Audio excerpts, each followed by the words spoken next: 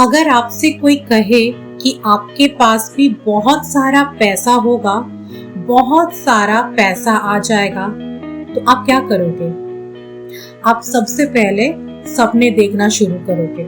अगर पैसा आएगा तो आप क्या क्या कर रहे होंगे, क्या खरीद रहे होंगे, कैसे खर्च करेंगे। लेकिन पैसा आएगा कैसे? एक बार एक आश्रम में गुरुजी के पास एक शिष्य रहा करता था और वो शिष्य बड़ा आलसी था। वो आज का काम कल और कल का काम परसों बोल के टालता रहता था। गुरुजी को समझ नहीं आ रहा था कि इस शिष्य को समझाओ तो समझाओ कैसे। एक दिन उनके दिमाग में एक आइडिया आया और उन्होंने अपने शिष्य से कहा कि मैं आश्रम से 2 दिन के लिए बाहर जा रहा हूँ। जाने से पहले एक बात बता के जाता हूँ। तुम्हें एक काला पत्थर दूंगा। ये जो काला पत्थर है, ये जादुई पत्थर है। ये कोई साधारण पत्थर नहीं है। इस पत्थर से अगर तुम किसी लोहे की चीज को छुओगे तो वो लोहा सोना बन जाएगा। लेकिन याद रखना, तुम्हारे पास सिर्फ 2 दिन का वक्त है। कल शाम को सूर्यास्त के बाद जब मैं वापस आऊंगा तो ये काला पत्थर मुझे लौटाना होगा। ऐसा बोलकर वहां से गुरुजी चले गए। अब जो शिष्य था, क्योंकि वो आलसी था, आज का काम कल, पर उसने सोचा कि अपने पास तो आज का पूरा दिन है, कल का पूरा दिन कर ही लेंगे। जैसे इसके पत्थर मिलाए सोचना शुरू कर दी कि इस पत्थर से मैं क्या क्या कर सकता हूँ। बहुत सारा लोहा जो सोने में बदलने वाला है, बहुत सारा सोना बेचकर ये सब कुछ खरीद लूंगा। दुनिया की जो चीज मुझे चाहिए वो चीज मेरे पास होगा। तो ये सब सपने वो देखने लगा।